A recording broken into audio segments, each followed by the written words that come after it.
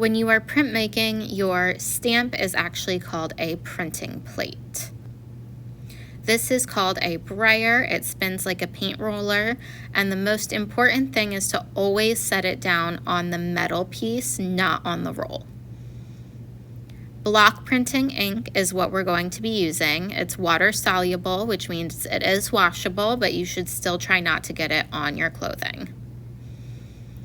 These metal pieces that hook on the edge of the counter are what we are going to use to roll out our ink. When you put ink down on them, you have to make sure you don't do more than about a quarter-sized blob of ink. I'm measuring it against my thumb. If you do too much, it won't print as well.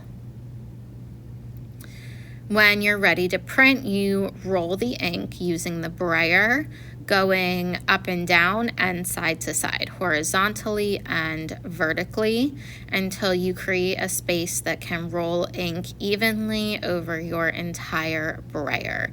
It should also make kind of a scratching sound like sizzling bacon. When you hear that sound, that's when you know that you should be good to go to the next step.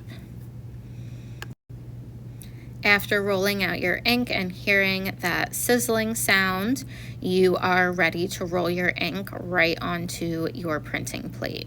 So you are going to do that the same way you roll it on the metal piece. You're going to go vertically up and down, and you are also going to go horizontally side to side.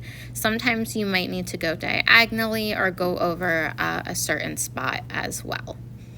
After your plate is covered, you will take a piece of paper, lay it carefully on top of your plate, hold it with one hand, and rub over the entire surface of your printing plate using your hand or your knuckle to carefully press the paper against the entire plate.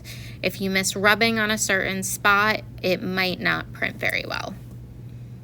Now, when I check my print, I noticed that I lost some details in my face, and if I look at my plate, I can see where the ink did not roll over the face. So all I'm going to do is another print. The great thing about printmaking is if a print doesn't come out good, you can just make a new one and fix whatever the problem was. So here I'm being extra careful to make sure that part of the face is getting carefully inked, and then I'm going to take another print. I'm going to use the same paper because I have a bigger sheet of paper. You will probably just want to get a new paper every time you do a new print to be safe. When you're done, you can peel the edge of your paper up first to check, and I can already see that I got that detail into the face. So this print already looks much better than my first one. So when you do your first print, make sure you take a second to look at it and see what you can do better the next time. After you're done printing with a color, grab a paper towel and basically take a print using the paper towel on your plate. This will help remove any excess ink that is left over, and then you will be ready to go to a new color to print without having to wash your plate off. When you go to the next color station, you can just roll the new color of ink right over the residue of the previous color, and as long as you did the paper towel print in between, the original color should not affect your new print at all. When you are done printing for the day, take your printing plate to a sink and gently rinse it off with water using your hands.